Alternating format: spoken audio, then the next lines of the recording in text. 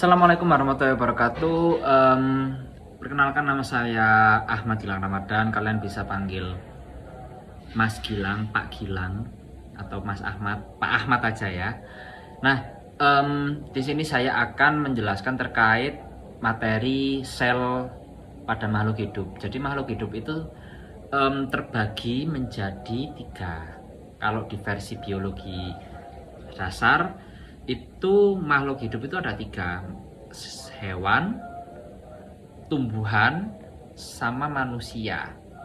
Dan yang saya bahas yaitu hewan, manusia, sama tumbuhan. Mungkin kalau saya lebih spesifik ke hewan atau manusia ya.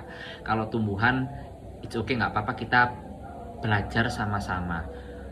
Ini sel pada makhluk hidup. Jadi semua makhluk hidup itu tersusun dari sel ya. Nah, sel ini itu sejarahnya dari mana kok tumbuh sel di makhluk hidup ya. Yang pertama, penemuan sel itu ditemukan sama Anthony van Leeuwenhoek ya.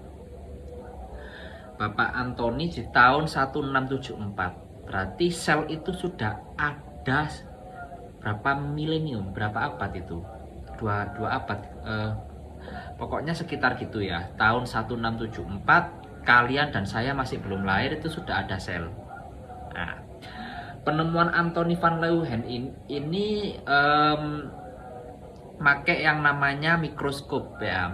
Karena kalau dulu ada mikroskop, tapi mikroskopnya tidak secanggih sekarang. Kalau sekarang kan ada yang namanya mikroskop cahaya sama mikroskop elektron. Nah, mikroskop cahaya sama mikroskop elektron ini digunakan sebagai melihat barang mikroskopis, salah satunya sel ya, terutama bakteri sama virus. Bakteri itu tersusun dari sel, begitu juga dengan virus.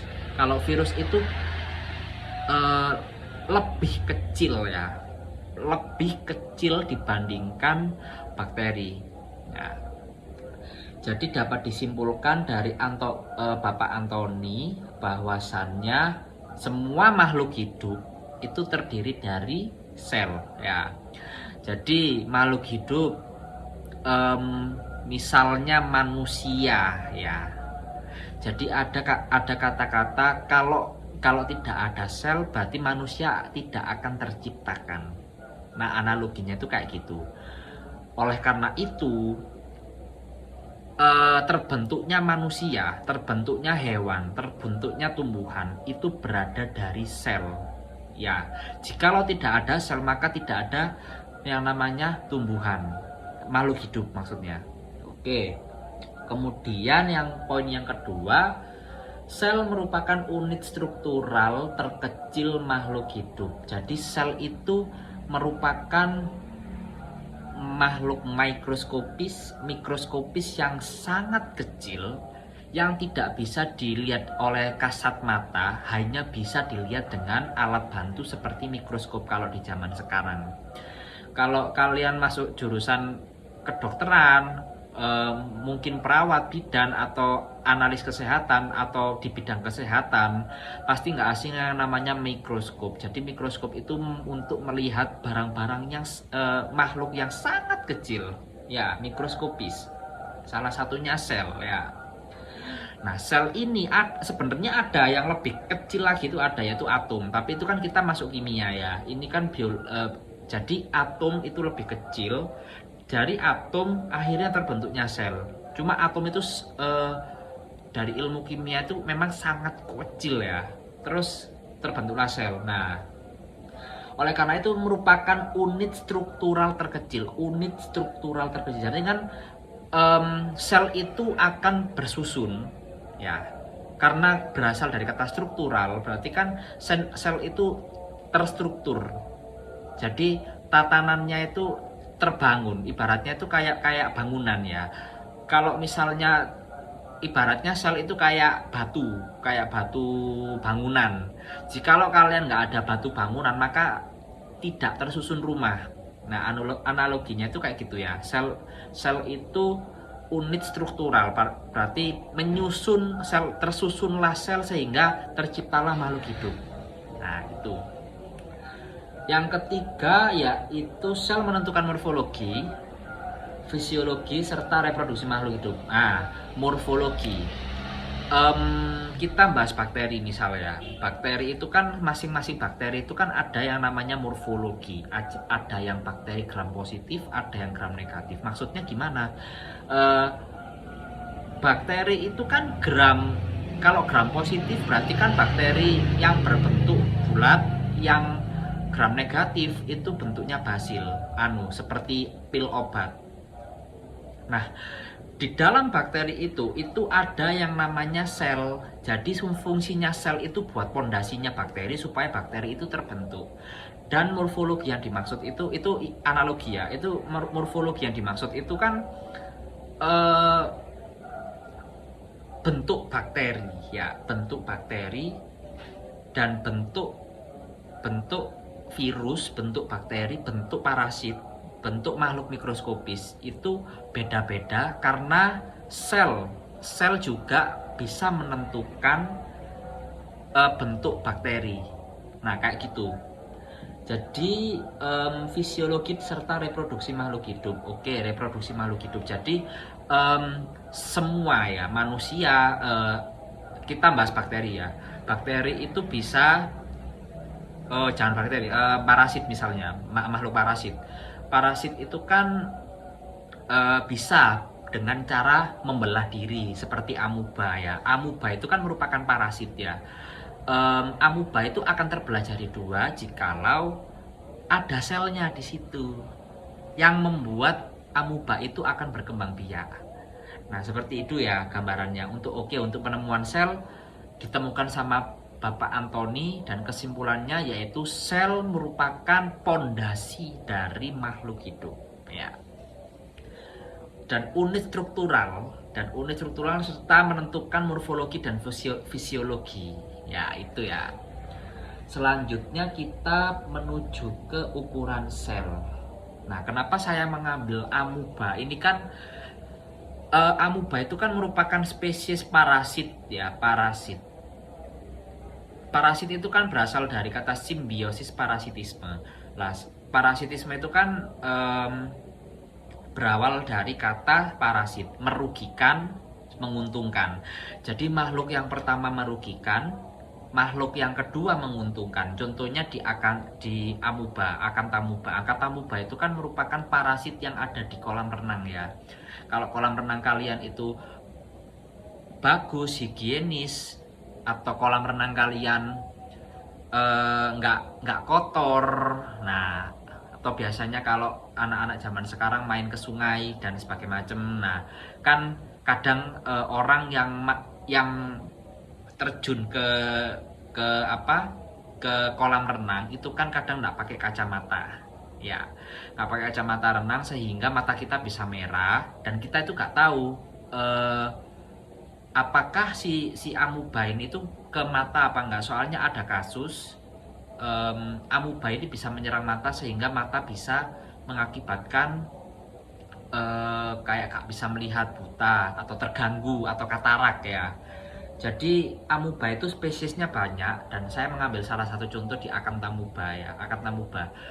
Terus kalau banjir gitu, nah banjir, kalau banjirnya segini terus kita nyelam, terus mata kita terkena itu, nah terkena spesies amuba. Nah ini kita bahas ukuran sel ya, itu merupakan pengalaman, cerita pengalaman ya, bukan pengalaman sih, studi kasus lebih tepatnya.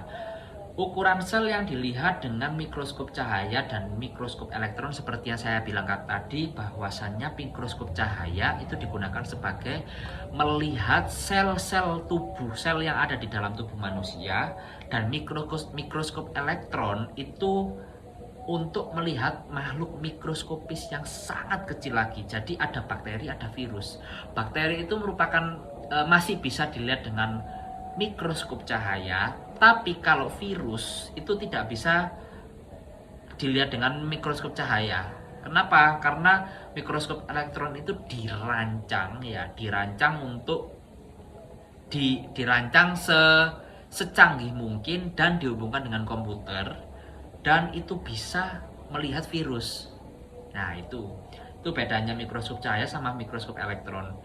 Kalau mikroskop elektron itu pasti sudah bisa melihat bakteri, bahkan bisa melihat secara besar ya, secara apa ya, kalau virus kan mungkin titik itu masih mikroskop elektron. Kalau misalnya mikroskop elektron untuk melihat bakteri akan lebih besar lagi.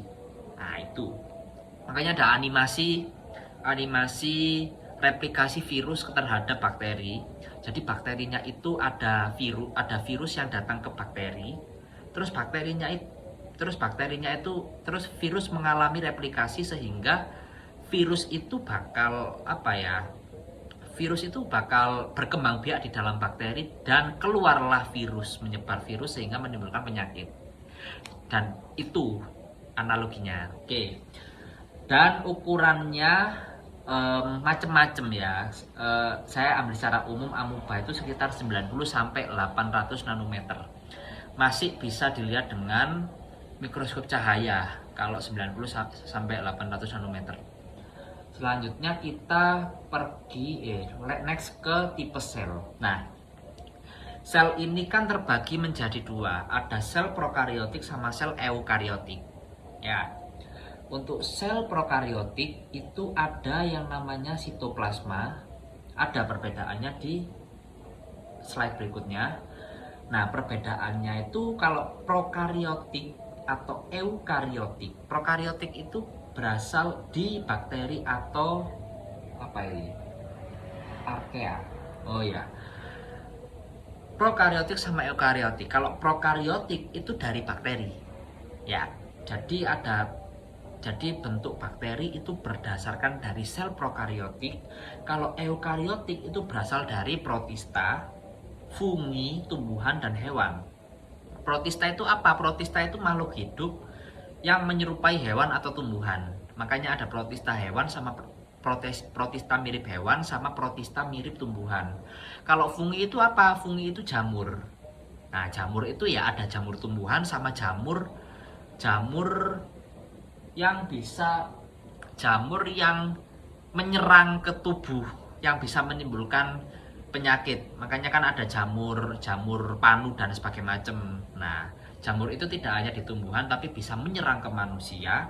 Terus ada juga eukariotik tumbuhan sama hewan ya. Dan ukuran selnya kalau prokariotik 1,5 mikrometer, kalau eukariotik 10 sampai 100 mikrometer. Kemudian nukleus tidak memiliki membran inti dan tidak ada nukleus, dan yang eukariotik memiliki membran inti dan nukleus. Kromosomnya itu ada kromosom tunggal, yang eukariotik ada banyak kromosom. Dan mitokondria tidak ada, eukariotik ada. Nah, kalian bisa baca sendiri ya nanti ya. Nanti PPT nanti kalian bisa baca di YouTube-nya, di YouTube ini. Jadi kalian bisa menghafal perbedaan prokariotik sama eukariotik ya. Soalnya kebanyakan dari perbedaan ini akan keluar di soal ujian, terutama soal ujian SMA, soal ujian kalian untuk masuk perguruan tinggi negeri ataupun kalian yang masuk ke jurusan biologi. Ini adalah ilmu biologi dasar ya. Ada retikulum, endoplasma, dan sebagainya macam. Nah, itu ini saya bisa menjelaskan terkait hewan sama tumbuhan, hewan sama manusia, sama jamur mungkin bisa dikit-dikit, tapi lebih spesifik ke manusia sama hewan ya. Oke, ini perbedaannya. Terus kita masuk ke komponen kimiawi sel. Oke, sel itu sudah saya jelaskan tadi kan ya. Sel itu kan ada prokariotik sama eukariotik. Jikalau sel punya struktur ya, sel itu punya struktur ya, kayak endoplasma, retikulum endoplasma, sitoplasma, dan sebagainya macam. Tapi di dalam situ ada komponen kimiawi sel yang bisa menyusun sel tersebut. Jadi yang bisa tersusunnya sel secara kimiawi, ada karbon dengan presentase 5T ya, ada oksigen dengan presentase 20, hidrogen dengan presentase 10, nitrogen dengan 805 ya, 8,5 kalsium, fosfor sama kalium ya. Terus untuk unsur ada sulfur, natrium, klor, magnesium, besi, mangan sama iodium. Makanya kenapa di laboratorium ada pemeriksaan yang namanya pemeriksaan natrium, magnesium sama kalium. Itu masuk pemeriksaan di laboratorium, itu pemeriksaan elektrolit ya. Elektrolit itu mengandung magnesium, natrium sama kalsium. Nah, orang kalau dicek ya, pernah suatu saat ada kasus di mana ada pasien yang tidak sakit terus jatuh. Nah, itu dicek elektrolitnya, apakah elektrolitnya itu normal apa enggak ya. Nah, itu. Tapi apa hubungannya sama sel? Jika sel itu walaupun kamu sakit atau tidak, sel itu masih ada di situ. Gitu.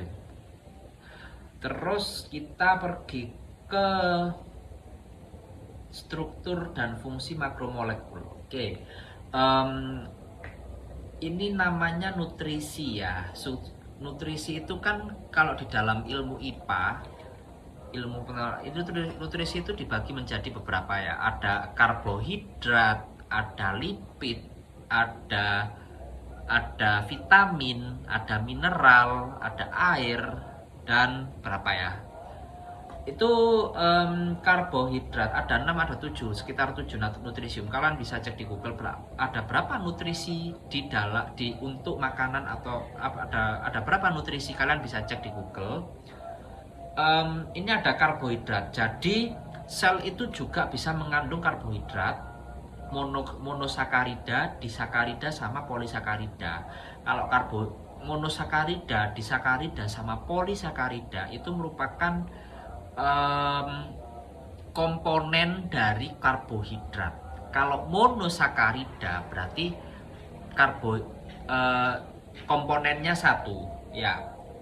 Lalu di sakarida ada 2, kalau polisakarida itu banyak. Sakarida itu merupakan tunggal ya, yang ada susunan kimianya yaitu triosa, pentosa, heksosa ya, itu masuk ilmu kimia. Terus ada juga disakarida ya. Disakarida itu kan monosakaridanya ada 2 ya. Terus itu senyawa itu mengalami mengalami maltosa, selobiosa, laktosa sama sukrosa ya.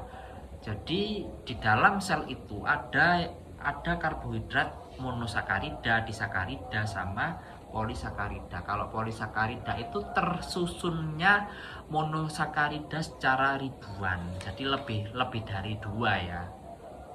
Itu. Kemudian ada juga lipid ya. Lipid itu komponen struktural membran sel, cadangan bahan bakar sebagai sumber energinya sel ya. Jadi sel itu selain adanya karbohidrat ada juga lipid. Lipid itu untuk sumber energinya sel. Lalu senyawa lipid yang paling penting bagi makhluk hidup adalah lemak, fosfolipid, dan steroid ya. Oke, terus ada juga protein ya. Ini ketambahan protein. Jadi ada karbohidrat, lipid, sama protein ya. Jadi protein ini merupakan komponen penyusun sel yang meliputi sekitar 15% dari bobot kering sel tersebut. Jadi ada 50% ya. Terus terus ada asam nukleat ya. Asam nukleat itu dulu waktu saya kuliah virologi ya, ada kan cabang ilmu biologi yang namanya virologi. Jadi virologi itu ilmu yang mempelajari tentang virus ya. Jadi virus itu mengalami asam nukleat, DNA, RNA sama RNA. Bukan mengalami, lebih tepatnya komposisinya virus itu ada asam nukleat, DNA, RNA, dan RNA ya, R kecil, RNA. Kenapa kok ada RNA sama R strip RNA? Jadi sebenarnya itu ada dua ya, ada mRNA sama rRNA. Itu em, messenger ya, messenger itu dalam arti mengirim ya, mengirim rRNA ini sebagai transportasinya, sebagai pengirimnya RNA ya. Jadi ada asam nukleat itu susunannya virus, dan sudah pasti virus itu ada selnya. Jadi sel terdapat asam nukleat DNA, RNA sama rRNA. Makanya ada yang namanya tes DNA, tes RNA, tes DNA di laboratorium itu ada, terutama di laboratorium forensik ya. Ada yang namanya tes DNA. Tes DNA itu kan untuk menentukan oh ini anak siapa, oh ini bapaknya ini, oh ibunya ini. Itu pengalaman saya waktu di waktu membaca-baca terkait laboratorium forensik. Oke, saya lanjut ya. Ini tadi kita bahas asam nukleat RNA DNA ya. Asam nukleat itu fungsinya untuk tempat penyimpanan sifat individu yang diwariskan ke penyimpanan energi dan koenzim ya. Makanya ada dua macam RNA sama DNA. Bahasa ilmiahnya asam ribonukleat sama asam deoksiribonukleat ya. Molekul DNA dan RNA ini memiliki perbedaan ya. Perbedaannya satu macam jenis, sedangkan RNA memiliki, makanya ada DNA yang memiliki satu macam jenis RNA. RNA itu sebenarnya terbagi jadi tiga. Ada mRNA, messenger RNA sebagai pembawa pesan.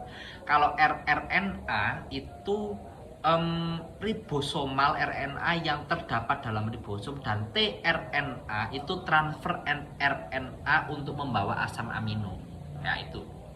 Kita masuk ke tugas bagian sel ya. Tugas bagian sel itu ada membran sel, nukleus, sitoplasma, ribosom, retikulum endoplasma, badan Golgi, lisosom, mitokondria, plastisida, glioksium, vakuola, sentrosom, dan sentriol, dan sitoskeleton dinding sel. Dan masing-masing masing-masing bagian sel itu memiliki tugas ya.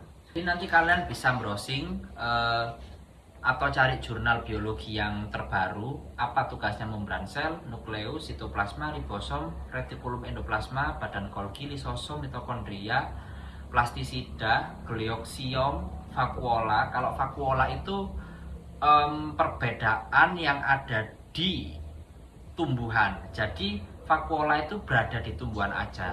Di hewan sama di manusia tidak ada vakuola. Jadi ini adalah sel, makanya dibagi dua, ada prokariotik sama eukariotik. Nah, yang eukariotik itu fungsinya itu sel yang berada di tumbuhan, di fungi, jamur, manusia atau hewan. Ya, itu yang membedakan. Jadi kuncinya untuk menghafal sel itu dari bentuk dua jenis sel, prokariotik sama eukariotik. Oke, sekarang kita masuk ke mekanisme transport sel. Itu terbagi menjadi dua.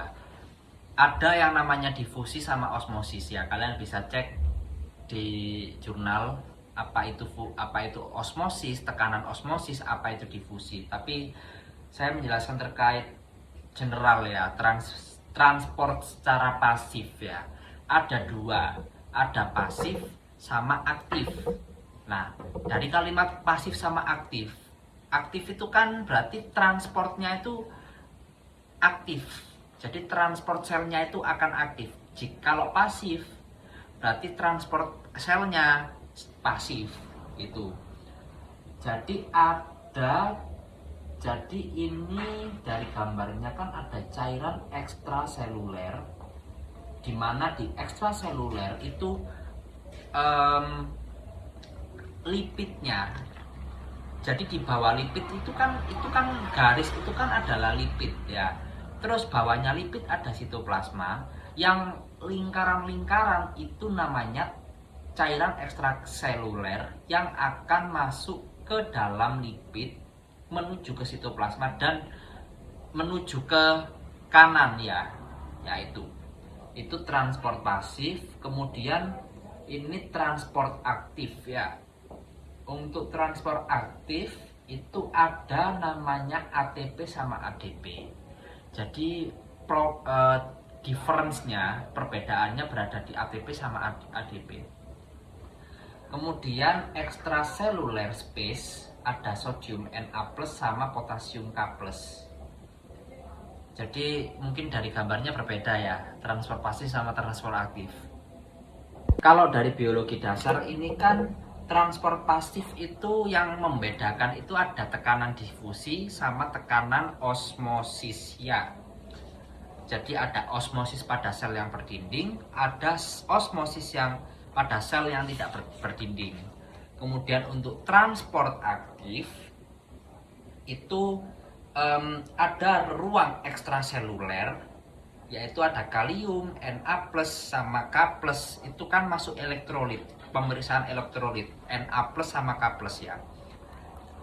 Terus itu ada membran plasma di mana ada ATP sama ADP yang masuk ke dalam membran plasma. Ya.